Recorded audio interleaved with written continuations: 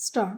These appeals are at the instance of the Chief Revenue Controlling Officer of Registration and two other revenue officers seeking to challenge the judgment and order passed by the High Court of Judicature at Madras, by which the High Court allowed the civil miscellaneous appeals filed by the respondent herein under Section 47 of the Indian Stamp Act 1899 and thereby quashed and set aside the order passed by the Chief Revenue Controlling Officer of Registration with respect to the stamp valuation.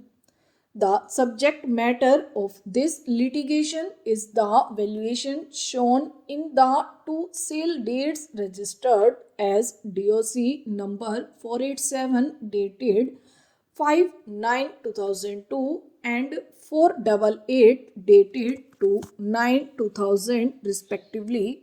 The respondent herein is the purchaser. He got the two sale dates executed through the original owner of the property in question.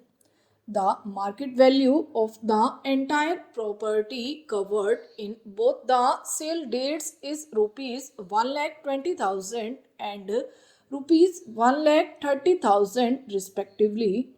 It appears that the joint sub-registrar Trivandrum, on receipt of the two registered sale dates, declined to release the documents on the premise that the sale consideration shown in the two sale dates was undervalued. The matter was accordingly referred by the joint sub-registrar to the special deputy collector (stamps) under section 47 (a) of the Act for the purpose of determining the correct market value of the property. It also issued notice in Form 1 fixing the value of the properties in DOC number 487 of 2002 at rupees 45 lakhs and property in DOC number 488 of 2002 at rupees 13 lakhs respectively. The special deputy collector (stamps) on conclusion of the inquiry fixed the market value of the property covered under DOC number 488 of 2002 at rupees 10 lakhs and the property covered under DOC number 487 of 2002 at rupees 51 lakhs. The respondent herein being dissatisfied with the order passed by the special deputy collector (stamps) preferred a statutory appeal before the Inspector General of Registration. The appeal came to be dismissed. In such circumstances referred to above, the respondent herein went before the High Court by filing civil miscellaneous appeals under section 47 (a) of the Stamp Act. The High Court allowed both the appeals and thereby quashed and set aside the orders passed by the authorities below. The appellants, feeling dissatisfied with the impugned judgment and order passed by the High Court, have come up before this court with the present appeals. We have here the learned counsel appearing for the appellants and Mr. Roshini Musa, the learned counsel appearing for the respondent.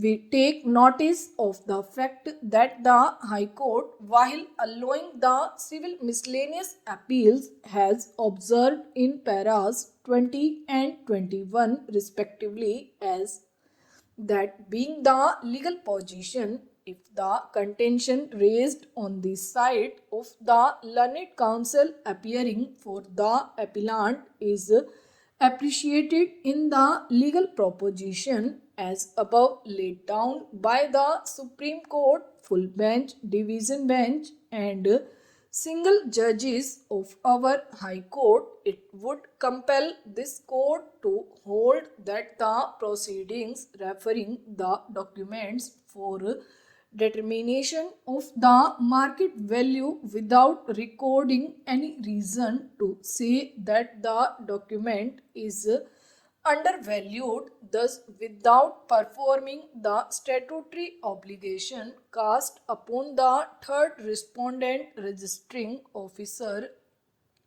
to record such reasons to arrive at a decision that the documents are undervalued and the same are required to be referred to the authority concerned to determine the actual market value of the property is contrary to the procedure laid down under law and is totally illegal.